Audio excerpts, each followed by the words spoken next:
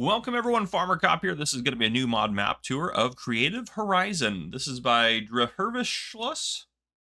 Yep, sure, that's what I got. It is 732.15 megabytes to download for PC and Mac only. It's only a PC and Mac only map because it is a 4X map, so it is absolutely huge. Yeah, I'm going to read the description and we'll get into it. It says, Creative Horizon is a 4X map built for creative and long-term gameplay. From small family farms to large agribusiness projects, this map gives you the space and tools to shape your own farming story. The map is based on real terrain data from Niedersterich near Stockera, Austria. I'm sorry, I butchered all that. A brand new International Series 200 is available as a starter vehicle, which you're looking at that right now, I believe. A forklift is available at the vehicle dealer for pallet loading, along with a workshop for repairs and vehicle sales. In addition, a wheel loader is available at the construction yard. Stones can be purchased at the construction yard. There is also a small fishing pond on the map where you can catch fish. You must take care of a nearby water supply yourself. 60 fields ranging between 26 and 29 hectares, which that's huge. Some fields also include forest sections. There are also plots that consist entirely of forest. Farmland prices are based on the precision farming soil map. Farming markets there's farmers market to sell products, fuel station for diesel, animal dealer where you can buy and sell slurry and manure, dairy to sell milk products, sawmill to sell wood products. The sawmill can be sold again, but it cannot be demolished.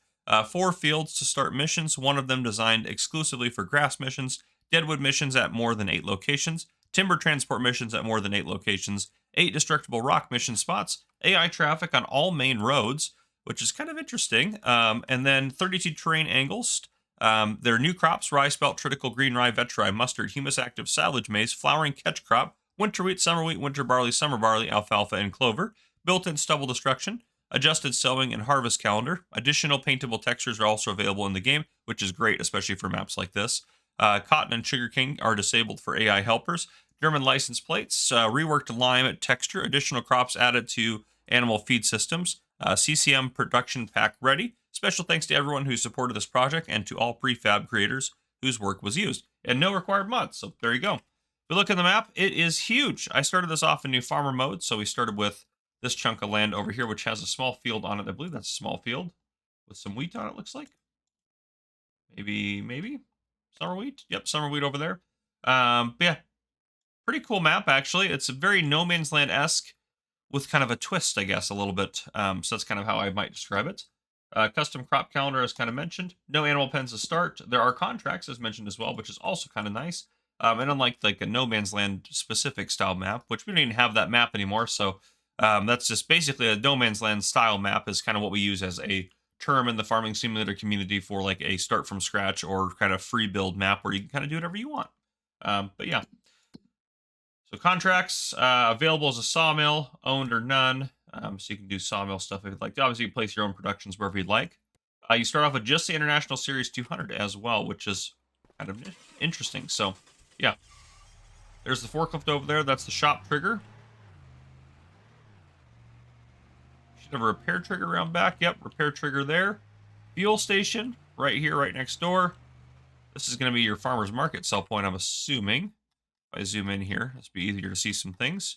Yeah, fuel station there. Farmer's market sell point there. Dairy over there. Yeah, we'll go this way. Yeah, there's some nice kind of permanent roads as well, which is kind of nifty. I like that.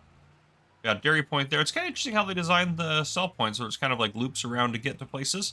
I actually kind of dig that.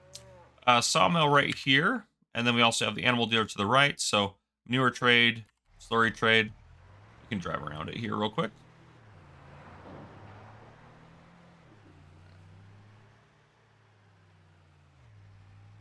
But a nifty concept for a map. I like it.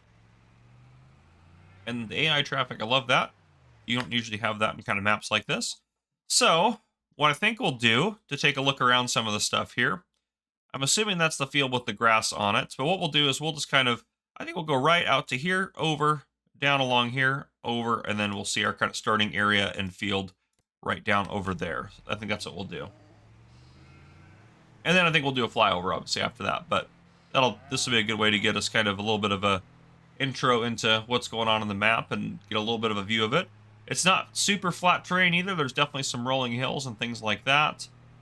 You can see kind of what we're heading over there, but it's a little further away than it looks on the map because, again, it's a 4X map.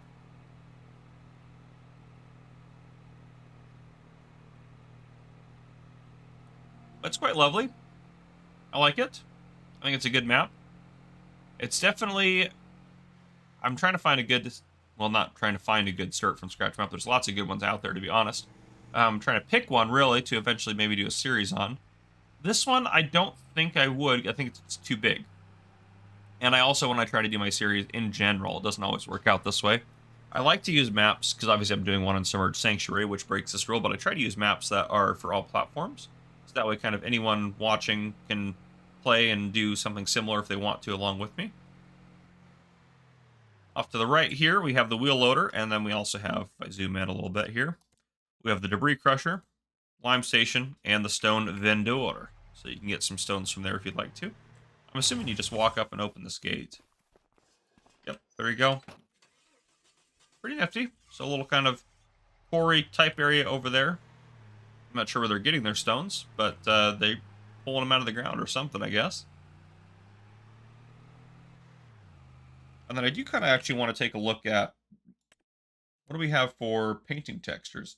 Yeah, there's quite a bit of stuff in here. Oh yeah, there's a lot. This is great. Yeah, you want to have on maps like this, you want to have a lot of painting textures so that way you can actually really customize. And I like there's different stones and things like that. Lots of different stuff in here. This is great. Because you want to be able to really customize a map, especially like this, as much as you can. So you want to have as many options as possible to be able to do that. I think I want to go up this way. This should take me, yep, I want to go up this way and then take a left. We're heading towards kind of our, it's kind of hard to say starting farm, because it's not really a starting farm. It's our starting land, I guess. And we should be in our starting land actually now. We should own this through here. If we go into the map, we'll see. Oh, not quite. We're almost down there. So it's down here by this junction.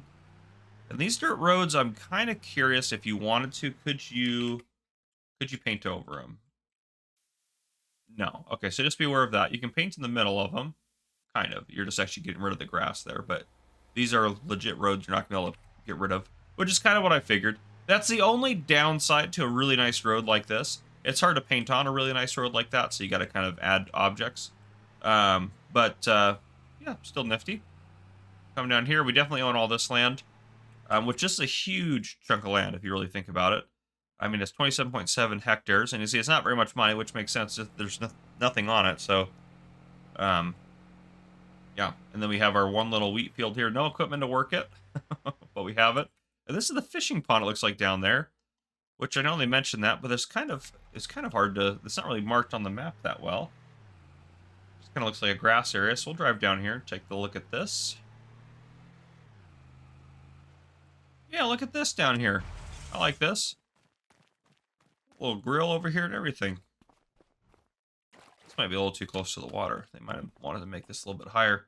If it gets any rain, it's going to go over the top of that deck there. But anyhow, okay, let's go into flight mode.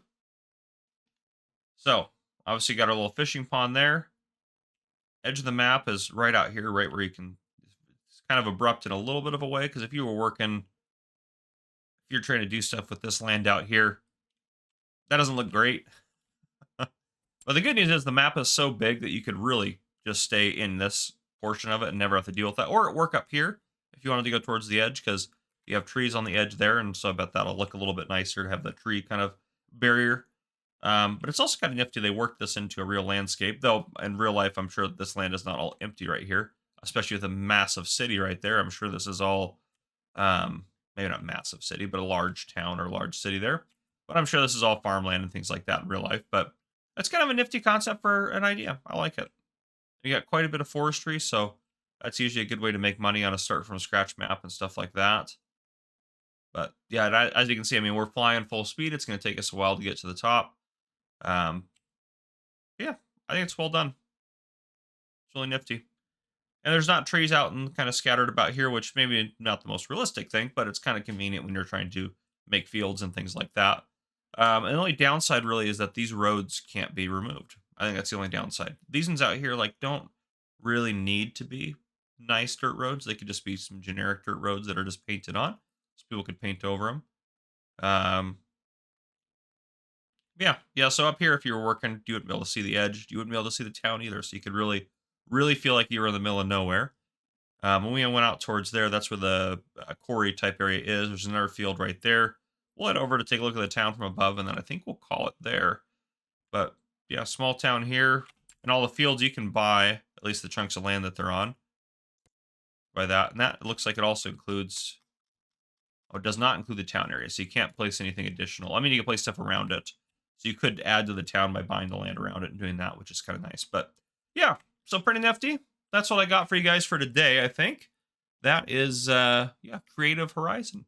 If you guys enjoyed, please drop a like down below. If you haven't already, hit that subscribe button up on the screen to join the Farmer Cop channel and turn on your notification bell so you don't miss any future videos I may post. This has been Farmer Cop. Thank you guys for coming and watching. I'll see you guys in the next one.